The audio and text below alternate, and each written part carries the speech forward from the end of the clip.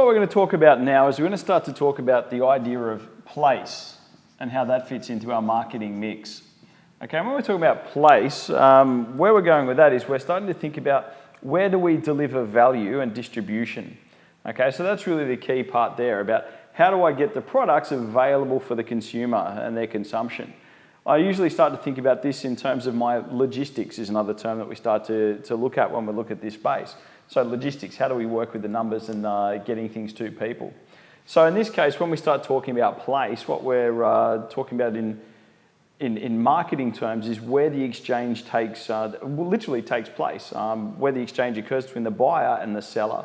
And now that could be whether a product or service, so is it in your shop, is it online, is it through an intermediary, how is it that transaction takes place?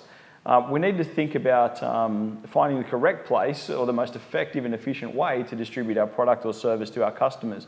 Now obviously our product's going to determine that to some degree and also the service that we offer, okay, but we need to think about the most appropriate spot to make it happen. Place, highly important there. So when we start to think about the decision, we start to think about, well, what's our location? Okay, so where are we going to put it? Okay, so if I'm a coffee shop, I need to be located in a spot that my customers can get to me. I need to think about, well, how far are they going to travel to come get a cup of coffee? If I'm in some little back alley too far away, no one's ever going to come past it. So it's going to be the wrong location to provide my good or service. If I'm a takeaway type place, people need to be able to access it. On the other hand, if I'm just selling through the internet, well, the location can be anywhere, so where I physically am becomes a little bit less important at times. I need to also think about my premises. So what is the actual business address going to look like? So what physical layout do I need? If I'm a shop, do I need refrigeration? Do I need access for customer service areas? Am I just somewhere that sells online, in which case all I really need is a large warehouse. I don't actually have a lot of customers coming in. I can think about my layout in those terms. And I also need to think about my method of distribution. Okay, so once again, how am I getting the product or service out to the customer? As I say, so if I was an online type store, I might have a location, could be just about anywhere that I could have my warehouse.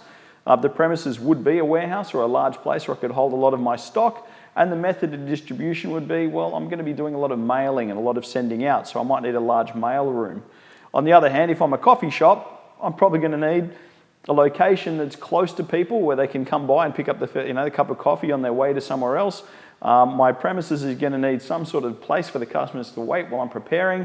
I'm going to need a small kitchen type area. And my method of distribution is actually going to be cash and carry. They're going to come in, turn up, purchase the product, and then move on their way. So when we start to think about that further, we start to think about our channels and our distribution management.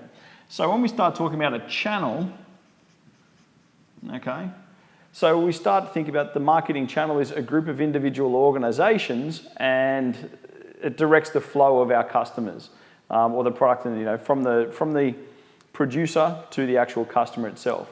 I might have marketing intermediaries. And what we're talking about there is we're talking about middlemen, so people in between. So I'm not selling direct to the customer, so the examples I gave before was a lot of that was very much direct to customer. In this case, I might have someone who's a reseller for me.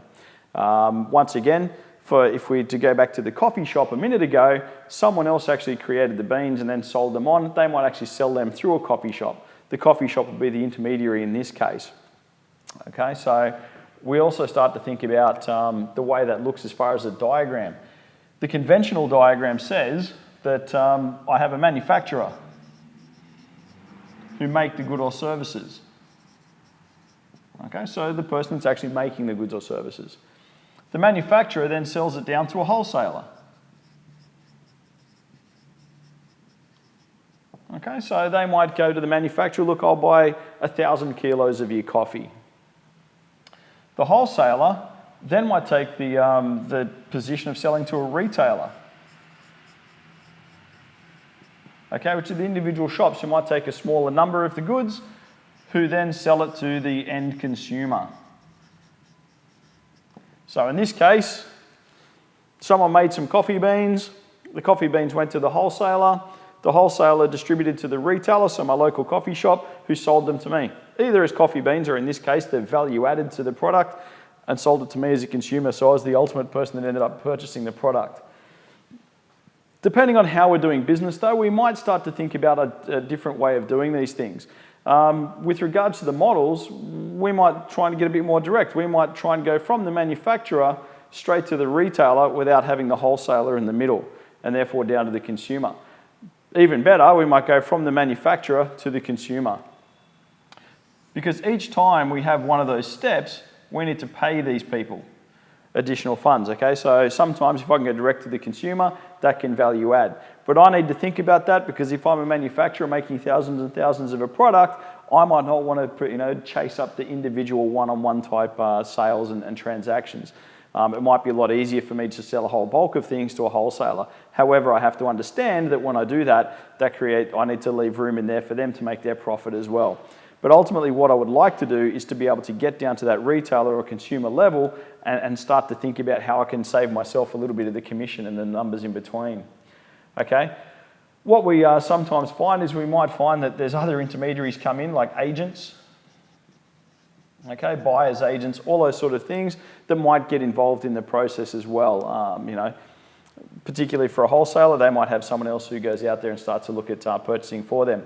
An example of these things would be also the airline industry. If I'm going to buy a holiday, I might get online and go to one of these online web dealerships where I can buy my airline ticket, okay? And they're somewhere between a wholesaler and a retailer. A large organisation like Flight Centre would probably buy 100 airline tickets or 1,000 airline tickets. They'd have that large bucket of seats and then start to distribute them from there. They would have paid a fixed amount for a whole lot of seats and then gone off and started to retail those out to me as the consumer. But as a consumer, I can always go onto the website of someone like Virgin Airlines or whoever it happens to be, and I can buy directly as well and cut out those. I may or may not save some dollars in there. You have to shop around, obviously, as a customer, but it gives you a bit of an idea about how the model goes. Okay, so we might also consider, rather than just have this sort of distribution, we might also look at doing multi-level distribution. So we might actually use a combination of these things. So we might have, as I just said, for the airline, they've got from the manufacturer or the supplier in this case, straight to the consumer. They also use intermediaries of retailers, and sometimes they use the whole channel. Okay, so I don't just have to limit myself to one way of doing things, but I do need to consider fairly carefully about how I go about it and my reasons for doing it the way I will. Customers sometimes like to go directly to the source, but at the same time I have to weigh up for myself about chasing up and having some sort of way to provide a process to make sure that they can purchase from me. Okay? The issues about channel selection is I need to always think about my delivery time. The more steps it has to go through, obviously the longer it takes to get somewhere. I need to think about, well, what is going to be the delivery schedule? Am I just going to send them out on a monthly basis? Am I going to just be just in time so I'm meeting demand as it comes up? How do I want to do that? Obviously, once again, my considerations, if I'm going to go out monthly, it means that I'm not going to be able to satisfy the customer's demand right here, right now, which may lead them to go to a competitor. At the same time, by sending things out just in time, that means I have to do more transactions more frequently, so there's a cost to that as well. So once again, like everything in this, it's always a balance based on your needs and objectives. Okay? The thing I always need to consider also when I'm starting to sell is that we get back down to this bit, which is the premises, which also ties into this. If I'm selling it, I need to think about, well, how am I storing my goods and services? If I've got a large amount of product, I need to put that product somewhere. Okay, if I'm a shop and I'm selling clothing, well, I need to keep the clothing that's not on the shelf somewhere. Now, either I put it at the back of my shop, or do I need a storage facility somewhere else? I also need to think about, well, who's responsible for that? So whose job is it to keep things, stored securely, stored safely? Okay, so I might have, people that are my retailers. If I'm leaving my goods with them, I need to think about, well, who's got the passage of that? I also need to think about, well, how am I going to keep the products? Is it the manufacturer that I'm purchasing off, or how's it going to work? But responsibility, so who has what? I always need to think about my shipping costs. Okay, because shipping is a rather large cost that I'm going to incur, particularly as I start to move things around.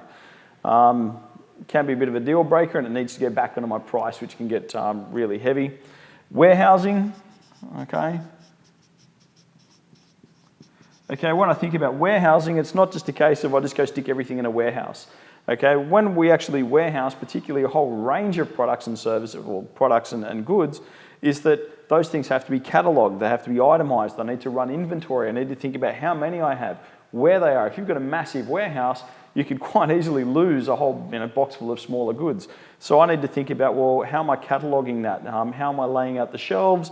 How's that going to be controlled? How do I make sure I do loss prevention? Okay, so there's quite a lot to warehousing. It's not just sticking things in a shed. I really need to consider that. And I also need to think about delivery.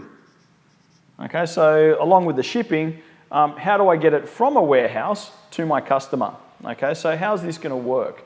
What's the process by which I can get it from me to them, how quickly and how efficiently without thinking of things like loss? Okay, so my distribution intensity, I need to think about that at all times. If I'm really keen to push my intensity, am I going to be going, very much intensive and starting to look at through every reasonable channel? Am I going to be selective about who I sell to and how I sell? Or am I going to be very exclusive and I just go through a single middleman? Okay, so I just go through a single wholesaler. Okay, so my product might be mass market for everybody. I might not want it to be for everyone. I might not want certain brands associated with me. I might think things look, if I have some nice shirts, I might not want them sold through a very cheap retailer because people think, well, if they sell through there, maybe there's not a lot of value in them. Maybe I only want to sell to premium stores or that high quality. So I need to always think about that and where that's going to go. So in summary, what I had to think about there when I was talking about places, I need to think about my channel. I need to think about my intermediaries, so who's going to be involved here.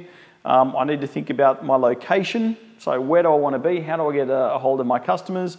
Or how do they want to be able to deal with me? Where's the physical premises going to be? Or what sort of building am I going to occupy?